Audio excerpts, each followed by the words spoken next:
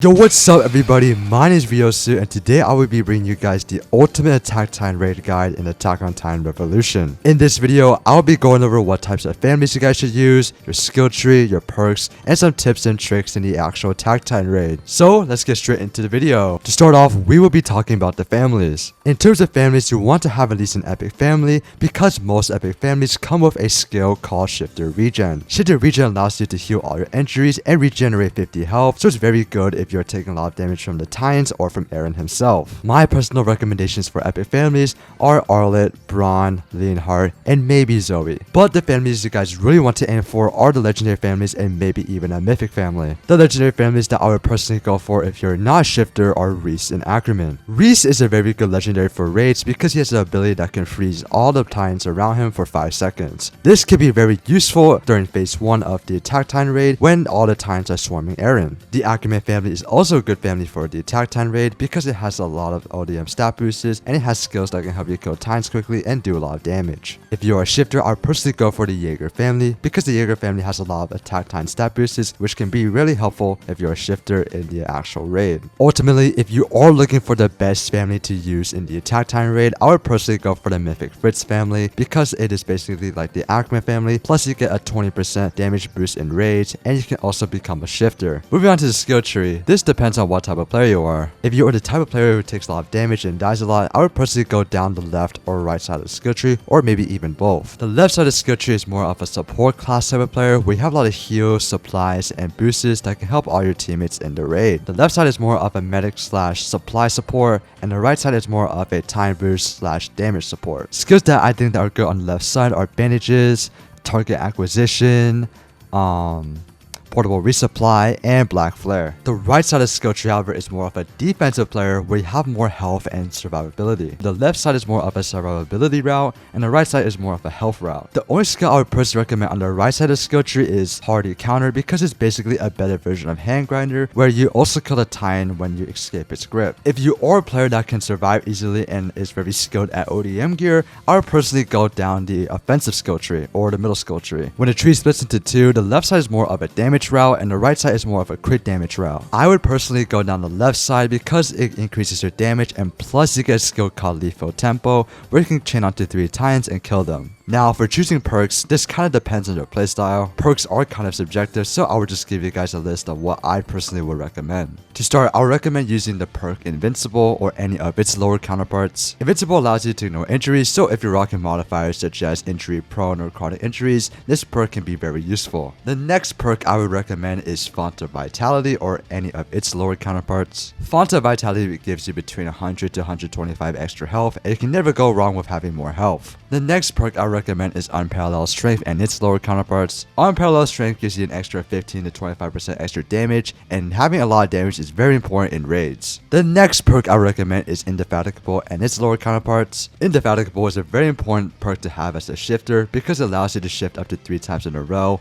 and your shifting bar fills up between 15 to 25% faster. The last perk I would recommend is Perfect Soul and its lower counterparts. Perfect Soul increases all ODM stats by 7.5 to 10%, so this may be a little useful in raids. Also, if you have a mythical perk, make sure to use it because they are pretty good. I personally like Kango and Immortal. Now that we know about the basics, let's move on to the actual Attack Titan raid. The Attack Titan raid is split into 2 phases, where the first phase is where you protect Eren from waves of Titans. This first phase can be challenging, especially if you have any modifiers on. My personal tip for this phase is that every player should be in control of some zone around Eren. I like to split the area around Eren into 3 different zones. The first zone is the space in front of Eren and the boulder. This is where most of the Titans will spawn, and I like to have at least 1 to 2 players fighting in this zone. The second zone is anything to the right of Eren and behind the boulder. Some Titans do spawn in this area and they can actually do a lot of damage to Eren if nobody's actively killing them. As a result, I like to have at least 1 player fighting in this zone. The third zone is the area to the left of Eren. A lot of Titans do spawn in this area as well, and I like to have at least 1 to 2 players fighting in this zone. If you're not part of a coordinated team, then I would personally play closely around Aaron and just kill any Titans that are slowly approaching him. Like I said earlier in the video, the Reese family is a very good family for phase 1 because they do have a skill that can temporarily stun Titans. Now moving on to phase 2, this is where things get a little harder. Now you are fighting Aaron himself, and this can be a little challenging if you do not have a shifter in your lobby. If you do not have a shifter in your lobby, I would recommend trying this cheese method called the wall method. So after you guys defeat phase 1 of the raid, you want to start leading Aaron outside of the walls. We are leading Aaron outside of the walls so that we prevent all of the other Titans from getting involved and surrounding him during the fight. To do this, you want to have at least one person leading Aaron to this small hole that is near the entire boss fight. This hole or gate shouldn't be too hard to find, and make sure to not attack Aaron during this part. The rest of the team should just hang out on top of the walls or on the other side of the gate. The person guiding Aaron should slowly guide him through the hole and also get on the outside of the walls as well. Once Aaron has made it through the hole, you have basically done the cheese method. Just make sure to keep Aaron outside the walls so that none of the other Titans can get to him. I found this wall method to be pretty useful, and hopefully you will find it useful as well. If you choose to not do the wall method and play normally, here are some tips that may help you. My first tip is that you should always try to time your attack so that you don't always get gripped by Aaron. Usually I would attack Aaron after he goes for a large attack or a punch, and from my experiences I noticed that Aaron goes for a large attack every 4 to 6 punches, or roughly 5 to 6 seconds after a large attack. So knowing this information, after 4 to 6 punches or 5 to 6 seconds, you should really expect a large attack from Aaron, so I would recommend playing kind of back and slowing down your attacks. My second tip is that you should always enter the HQ from the second entrance so that you lower the chances of Titans entering the refill stations. The second entrance isn't really too hard to find, and plus I think it's a little faster if you refill through this entrance. My third tip is that if you have the skills such as hand grinder or hard counter, you should wait a few seconds before you use it whenever you get gripped by Aaron. This is so that your teammates can get a couple hits off of Aaron because he is stuck in that gripping animation. My fourth and last tip is that you should always try to have gear that is a grade or 2 above the actual raid requirement. This is so that you can one-shot Titans and do more damage. Before I end this video, I would like to talk about a couple more things. If you're running straight ODM players, I would recommend having between 5 to 8 players in your party because you don't want Aaron to have too much health due to player scaling. If you have at least 1 to 2 shifters in your lobby, you can honestly do the raid with like 3 players minimum. Really, it comes down to the player's skill level when choosing party size. Also, when you're fighting Aaron during phase 2, you want to find a balance between attacking his weak points, which are marked by red skulls,